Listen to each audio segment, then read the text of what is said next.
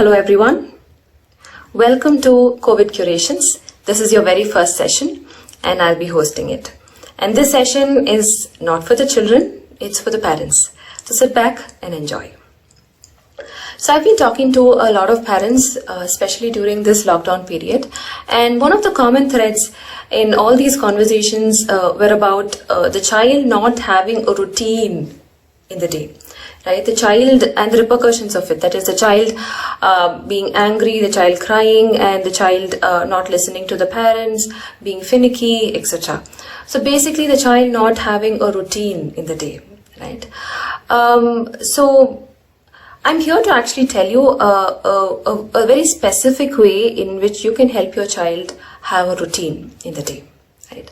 But before that, before I jump into what I'm here to tell you, I have two disclaimers. The first one is, what do I mean by a routine? By a routine, I'm not talking about discipline. I'm not talking about the child obeying the parent. I'm not even talking about good behavior from the child. What I'm talking about is a routine which basically empowers children, a routine which basically gives children control over their lives, makes them feel better, and therefore they behave better. Right? So that is what I mean by giving a child a routine. These are the advantages that a child can have because of a routine. So the second disclaimer that I have is this. These are not the usual times. These are unusual times. This pandemic, this lockdown, etc. These are not the usual summer holidays that we have where we send children to summer camps or other activities, etc. These are unusual times and let's acknowledge that. As adults, we're going through a lot of anxiousness, a lot of insecurities, a lot of uncertainty is around us. And through said or unsaid words, children get it from us, right? And those young minds, they don't even comprehend fully what is happening, but they know that something is wrong. They will be anxious, they will be insecure. And that will come out as being angry, being finicky, shouting, screaming. All of that will happen, is bound to happen, right? So let's acknowledge that fact that these are not the usual times. These are unusual times. But what we can do is give the child a routine that will empower the child, keep them in control of their lives, and give them a certain sense of security, a certain sense of certainty in their lives. Right? So this is what I'm going to show you. This is a simple star chart. I'll make sure this is available to you on our Facebook page also, so that you can have a closer look. So this is what works for us. We try this out in our schools in different ways, in different ways for our classroom management. But this is the basics of a star chart. Now, this will work for 6 years and above, right? And it might work for younger children if you can simplify it. It will work for older children also if you can make it a little bit more complex and interesting for them. Second thing is, this is something that you have to design together with your child. Better if both the parents are there together, and any other parenting figure. For example, a grandparent who's heavily involved in the child's daily activities, he or she can also be included. So all of you sit together and you design it together, and that's very, very important. All of your buy-ins is very important, and there's like a contract between all of you. Okay. And the third thing is, it might look very simple, but then it requires you to think deeply about each aspect that you put in so that it actually works. Okay, so please remember that. Now, in this star chart, if you see, over here, I've listed daily activities for the child to do. These are the building blocks for their daily routine. Okay, so here I have just 7. It could be any number for you, however it works for your household, for your child. Choose 7 or more or less, depends. But make sure that you're having a mix of activities which the child likes to do and does not like to do. So it should be like moderately difficult for the child to do, not too easy or not too difficult. And that's very important. Okay, so make sure that you have a mix and make sure that all of you buy in to what you're putting over there. Examples of some of these activities, the daily tasks that the child would do. What I have here is, for example, eating breakfast, finishing all the vegetables on the plate. So the task has to be very specific. You can give a time deadline like eating breakfast by 10 o'clock and finishing everything on the plate. That could be a very specific task that you give your child. The other example that I have here is calling up a grandparent and speaking to them. right? So that's again a very specific example. The third one is house chores. It's very important the child are also helping out in the household activities. So house chores could be another thing, a daily activity that the child does.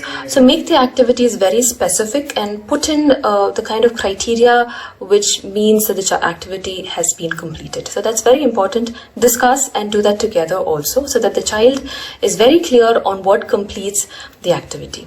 So the idea is for each of these, here you can have the days, day 1, day 2, day 3, and you can keep changing it, reusing it. Every day the child finishes a task, he comes and marks himself with a star over here, right next to it. Okay. Now, if he has completed 5 things, right? If he gets 5 stars in a day, 5 stars in a day, then he gets a reward. It's very simple. He gets a reward.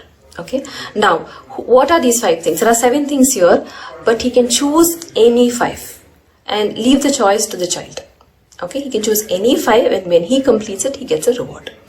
Now, what kind of reward can it be? Right. So this is very, very important, the kind of reward that you choose for your child. A good example would be watching TV for a specific amount of time. Right? Like things like watching TV is okay for a limited time, but then not okay when they're doing it all the time for a long period of time. So that's a good example. The second is maybe chocolate, having chocolate, right? A specific number of pieces of chocolate is fine, but not more than that. Maybe eating a specific junk food like chips or iPad time or mobile video games or whatever it might be. So things that are okay in limited quantities, but not for long. So choose a reward like that the child really wants. Just sit and talk with your child and then select the reward. So that will be the reward when the child can do 5 activities out of this. And it could be 5 or less or more. It depends really about your household and your child. Okay. Now, once the child has done this, he'll mark himself with 5 stars and then he'll come and show it to you and then you can reward him. So that's a basic concept of how this is going to work. Now, after you finish this, after you fill the chart, give it to the child. Let the child handle it. You can all choose to put it up in a particular place in the house and let the child mark himself with a star. That's very important so that he has control over what he's doing. And then if it does not work, for example, the chart is not working, either it means that the reward is not too appealing for the child, that he really wants to strive towards it, or it could be that the tasks are very difficult for the child to do. So then you have to relook. Right? Do not scold the child if they're not following through, because the consequences of not following through are built into the system itself. Okay, so don't scold the child, it just completely defeats the purpose. But instead, just build it into the star chart. For example, if you say, for me, I've built in a lot of routine tasks which pertain to the first half of the day. First half of the day, morning sessions are usually very, very busy. So that's when I want my child to be doing things automatically. Right? So I have catered it according to my household. So likewise, you could do it according to your child and to your household. And that's how this works. It might not work. This might work for like 3 weeks. And after that, either your child will get bored or you will get bored, etc. So then again, sit back with your child, all of you sit together and re-look at how you want to edit this. That is very important to make sure that it is working. Now, if you have an older child, even a college-going child, you just have to make it a little bit more complicated, build in more rewards into it and make it something like a game so that it will really work for them. And for adults also, it works wonderfully well. Now, how is the star chart really going to help your child, especially during the times of this pandemic and this lockdown, right? Now, when the child is able to complete the tasks, every time he completes the task, he comes and puts a star for himself.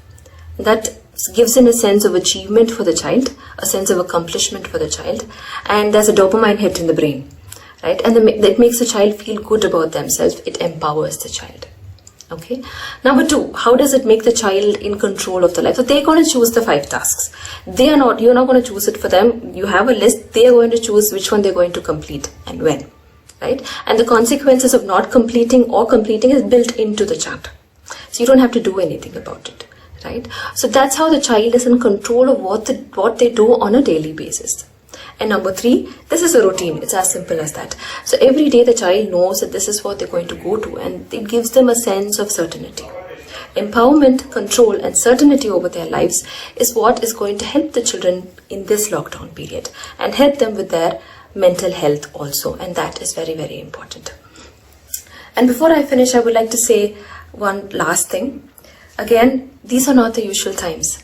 So I would request everyone to give your child the benefit of doubt. Right? Maybe they're also reacting to what they're seeing around them. And give yourself the benefit of doubt. You are reacting to things that you see around yourself. Right? So give both of you give each other a benefit of doubt. And hope we all get over this and we get to meet each other in person very quickly, very soon. I am waiting for that day. Okay? Thank you so much.